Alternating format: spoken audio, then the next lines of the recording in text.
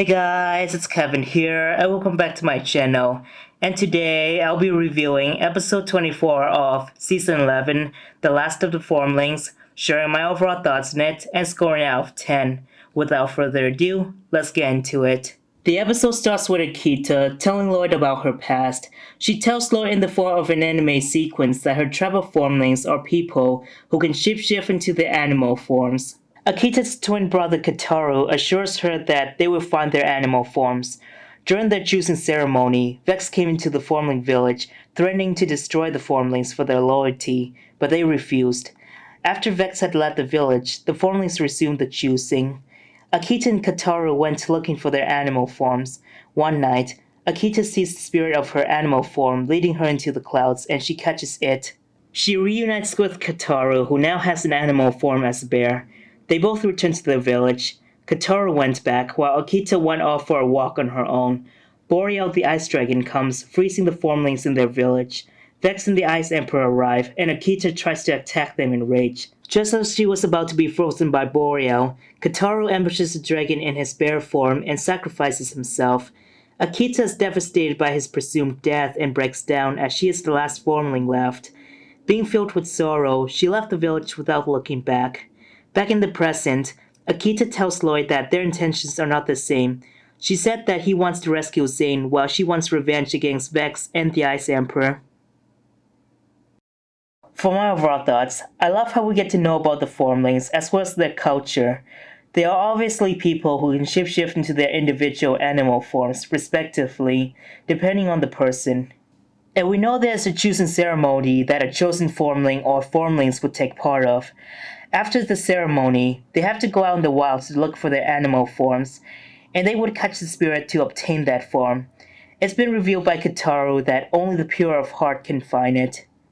It's also great that we get to know more about Akita, especially when it's revealed that Kataru is her brother, her twin brother by the way, as according to an episode description for episode 24. Many of you don't know this, but I had daydreams and suspected several months ago that Akita might have had a sibling, maybe a brother who has shapeshifted into a bear.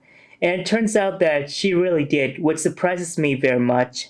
We get to see the Formling leader in this episode, which is something that I liked. Before I knew a little bit about him, I was curious to know who the leader of the Formlings was. At first, some fans believe that Akita is the leader of her own kind, which turns out to be false. It is extremely surprising that Vex is revealed to be a Formling, especially when he left his own home due to the fact that he could not find his animal form. He thought everyone was against him and abandoned his home as a result. At first, I actually believed that he was just another Blizzard samurai who served alongside the Ice Emperor. But it turns out that he is more than just that. The scene of his arrival during Akita and Kataru's choosing ceremony is done pretty well, as well as the creepy soundtrack that goes along with it. I even like the way he spoke to the Formlings, especially when he told them that he found a power that dwarfs their Formling abilities, and his voice sounds pretty intimidating. It really shows how evil he really is when threatening the Formlings for their loyalty. I love the montage with Akita and Kataru looking for their animal forms in the wilds. It does really well in showing that, especially when we see them trekking through the woods and mountains along with Akita's narration in it. We even see Akita as she feels dubious of finding her animal form. Not to mention that I really love the tone of the scene, as well as the soundtrack that is well incorporated into, which I will talk more about it. The scene with Akita in the moment of chasing down the spirit that would give her her animal form is pretty epic. The transitioning in the story of Akita losing everything after Boreal froze the village along with her people is great. Seeing the Formlings frozen adds on to the dark tone of the Ice chapter, even though season 11 is not meant to be a dark season. It's pretty cool that the heartbeat sound effects are incorporated into the anime sequence.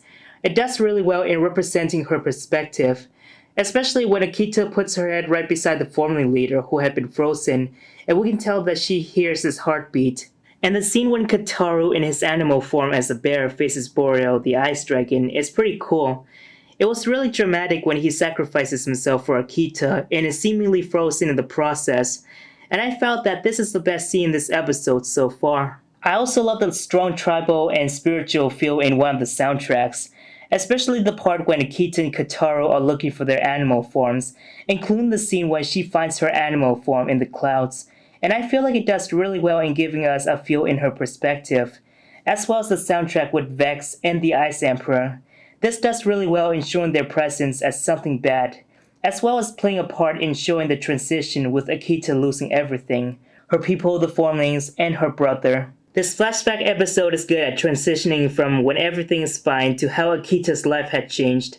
The episode itself is very good at transitioning from the present to the past and back to the present. The backstory is not Ninjago related and is executed very well, something that I felt that was new. Especially since I've seen a lot of backstories with characters in the Ninjago world and I'm kinda getting old with that. That being the Ninja, Garmadon, the Serpentine, Moro, Crux and the Chronics, Harumi, and Dr. Julian.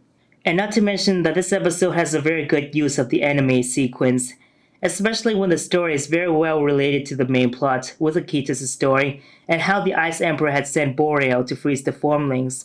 Now, Akita wants revenge and she is coming with Lloyd to the Ice Emperor's castle. This is something that I look forward to the most rather than having an anime sequence that is only filler based and takes up a lot of space that is needed for the relevant stuff. Like episode 19, The Absolute Worst for instance, when Ultraviolet, the Mechanic, and Fuchidov are telling their stories in the form of an anime sequence. Aside from that, what I didn't like in this episode is at the end when Akita claims that she and Lloyd have different intentions of going over to the Ice Emperor's castle. I feel like this is something that bothers me the most, and I feel like it should have been executed differently. Like the scene should have not ended with Akita taking out her dagger and saying that she seeks revenge, along with the ominous soundtrack included. Even though some fans don't really mind, I'm just saying my opinion that I didn't like it. But other than that, I feel like this episode is better than episode 11 with Wu's flashback with Asphira, especially in terms of how a flashback story that there is a transition from the present to the past and back to the present, as well as I love the spiritual and tribal tone more than the Serpentine theme. My score for this episode is 9.75 out of 10. Anyways, thanks for watching. If you enjoyed this video, be sure to leave a like, subscribe, and share it with anyone or everyone you know. In the description, you'll find a link to my Twitter account, and you can let me know about your thoughts on Twitter. Once again, thank you so much for watching, and I will see you next time. Goodbye, everyone.